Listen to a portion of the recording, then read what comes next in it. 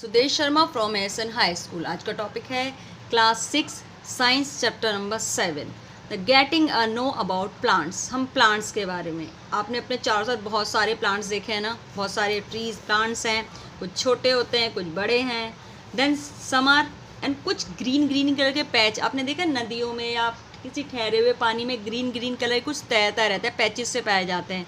They are also plants, लेकिन वो बहुत टिनी प्लांट होते हैं जो जिन्हें हम स्टेम, उसके लीव्स इसमें चेंज नहीं कर सकते, राइट। चलो, कुछ की लीव्स ग्रीन होती है, कुछ की रेडिश है, कुछ के बड़े बड़े ह्यूज मतलब बड़े बड़े फ्लावर्स होते हैं रेड कलर के, कुछ में ब्लू कलर के फ्लावर्स होते हैं। अब बहुत सारी वैरायटी है प्लांट्स की जो हमें चारों ओर देखते हैं, अपने गार्डन में देखते हैं, अपने स्कूल्स में देखते हैं ना, बल्कि रोड के साइड में भी बहुत सारे लगे होते हैं, राइट बेटा। चलिए, हम बहुत सारे प्लांट्स को देखते हैं, कुछ छोटे हैं कुछ बड़े हैं। उसी बेस पर, इन्हीं कैरेक्टर के बेस पे हमने प्लांट्स को 3 पार्ट में डिवाइड किया गया है: herb, shrubs and trees. Herb, shrub and trees. Herbs कैसे होते हैं? वेरी स्मॉल होते हैं, जिनका जो स्टेम होता है कैसा होता है, बहुत टेंडर सा होता है। टेंडर मतलब बहुत सॉफ्ट होता है। They are called herbs. इनमें कुछ ज़्यादा ब्रांचेस नहीं होती, बहुत सिंपल होते हैं, ज़्यादा ब्रांचेस नहीं होती। लाइक दैट दिस टाइप ज़्यादा ब्रांचेस नहीं है, बहुत जो स्टेम है बहुत कोमल है, टेंडर सा है। These are called herbs. अब श्रब्स करते हैं। श्रब्स क्या होते हैं? हर्ब्स से बड़े होते हैं, इनका जो स्टेम है थोड़ा हार्ड होता है, और ये जो ब्रांचेस होती है ना, जो छोटी छोटी ब्रांच निकलती हैं, वो बेस से ही निकलने स्टार्ट करती है, एक झाड़ी के टाइप स्ट्रक्चर बना लेती हैं, घना स्ट्रक्चर बना लेते हैं। This is called shrubs. Shrubs क्या है? स्टेम हार्ड है, नॉट थिक, इतना ज़्यादा थिक नहीं है पर हार्ड है, श्रब्स कहलाते हैं। और थर्ड वन आपने देखा ना, बड़े बड़े प्लांट, मैंगो ट्री, नीम का ट्री देखा है, these are called trees. Trees है ना, इसमें क्या होता है, पहले तो स्टेम वाला पार्ट होता है और कुछ ऊपर जाकर ब्रांचेस निकलने स्टार्ट होती हैं, राइट बेटा। चलिए, then plants are tall and they have hard and thick stem. Branches होती अपर पार्ट में होती हैं, they are called trees. Okay, लेकिन कुछ ऐसे प्लांट्स भी हैं जो इनसे भी थोड़े हटकर हैं, that's called creepers and climbers. Creepers वो प्लांट है जिनका स्टेम क्या होता है, बहुत ज़्यादा वीक होता है। स्टेम, आपको पता है स्टेम कौन सा पार्ट है? जैसे हम पर्टिकुलर इस प्लांट की बात करें तो सॉइल से ऊपर तक का पार्ट है ना, जो बहुत हार्ड दिखाई देता है, स्टेम, राइट। चलिए, जिनका स्टेम बहुत वीक होता है, जो सीधे पेड़ नहीं खड़े रह सकते, ग्राउंड पे स्प्रेड फैले रहते हैं ग्राउंड पे, जैसे बेलें नहीं होती हैं, ये this is called creepers.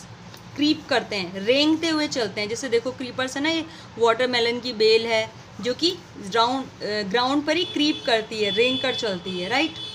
Then next है क्लाइंबर्स। क्लाइंबर्स कहते हैं कि कुछ सपोर्ट मिल जाती है, जैसे कि क्लाइंबर है ना, ये ना सपोर्ट लेकर में टेंडल से निकलते हैं, जैसे कि कुछ कॉइल से, और जहाँ भी कोई बेस मिलता है उसे पकड़कर ऊपर चढ़ते रहते हैं, right. This is called climbers.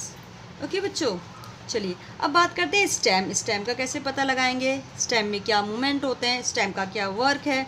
इसलिए हम छोटा सा एक्सपेरिमेंट किया। हमने हमने ग्लास, वाटर और रेड ब्लू इंक और एक छोटा सा पेड़ का सॉफ्ट सा स्टेम ले लिया। ग्लास को 1/3 पार्ट ग्लास का भरा, उसमें एक ड्रॉप रेड या ब्लू कलर की इंक उसमें स्प्रेड कर दी। फिर उसमें इस ऐसे दिखाई ना, इसमें स्प्रेड करके एक टहनी को, एक ट्विग को इसमें डाला गया और थोड़े टाइम के लिए छोड़ दिया गया। द कलर अपीयर वेन्स, तो लीव्स से ना, लीव्स की जो वेन्स है उसमें छोटी छोटी सी वेन्स में वो कलर दिखने लगा। जैसे रेड किया तो रेड दिखने लगा, येलो तो येलो दिखने लगेगा। तो इस एक्टिविटी से हम समझा जो स्टेम है ना, वो किस चीज़ में हेल्प करता है, वाटर के अपवर्ड मूवमेंट में हेल्प करता है। The water and minerals go to the leaves and other parts attach to the stem. Stem के थ्रू ही, स्टेम से होती है नीचे सॉइल अटैच रहती हैं, यस नो, सॉइल से ही धीरे धीरे वाटर क्या करता है, धीरे धीरे स्टेम में चढ़ता है और स्टेम से चढ़कर धीरे धीरे प्लांट के हर पार्ट तक वाटर को पहुंचाया जाता है। ठीक है बच्चों, चलिए अब इसके बाद नेक्स्ट टॉपिक है लीफ। बहुत ध्यान से पढ़ना, आपने बहुत सारी लीव्स देखी होंगी, यस नो। सबसे पहले तो हम लीफ से सिंपल स्ट्रक्चर की बात करते हैं। लीफ का वो पार्ट जिससे वो स्टेम से जुड़ी है या फिर ब्रांचेस से जुड़ी होती है, उसे कहते हैं पेटियोल। और जो उसका बड़ा पार्ट है ना, ब्रॉड पार्ट है, ये कहलाता है लेमिना। पेटियोल जिससे वो स्टेम से, डंडी से या फिर ट्विग से अटैच्ड है, पेटियोल। और ऊपर का broad part this is called lamina.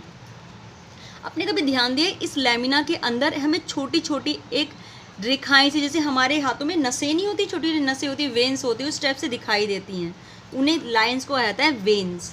और जो बिल्कुल मिडिल की वेन है ना, जो मोटी थिक होती है बहुत ज़्यादा, उसे कहते हैं midrib. This is called midrib, बीचों बीच की मिडरिब, और जो चार साइड जो निकलती है ना, this is called veins. Veins, okay. चलिए, इसी के बेस पे आपने देखा है, अगर हम ध्यान से देखें, जो ये लीफ का जो वेनेशन है, सॉरी ये जो पैटर्न है लीव्स की जो वेन्स का, ये कहीं कहीं पे दोनों डिफरेंट होता है। कुछ में तो इस टाइप से होता है, एक मिडरिब है और यहाँ से वेन्स निकल के एक जिसे कहते हैं ना रेटिकुलेट स्ट्रक्चर बना लेती है, जाल सा फैला लेती हैं, नेट लाइक स्ट्रक्चर बना लेती हैं। इस टाइप की लीफ वेनेशन कहलाता है रेटिकुलेट वेनेशन। रेटिकुलेट वेनेशन जहाँ पर वेन्स मिड रिब के पैरेलल होती हैं, इस टाइप से लंबी होती हैं।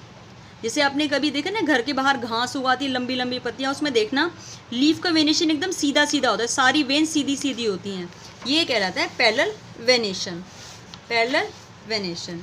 ठीक है बच्चों, आज के लिए इतना ही। इसे अच्छे से एक बार डिस्क्राइब अच्छे से लर्न करना बच्चों, और इसके एक्सपेरिमेंट के लिए आप अपने घरों में जो छोटे छोटे पेड़ हैं उनकी लीव्स को भी स्टडी कर सकते हो। ओके बच्चों, thank you so much, have a nice day.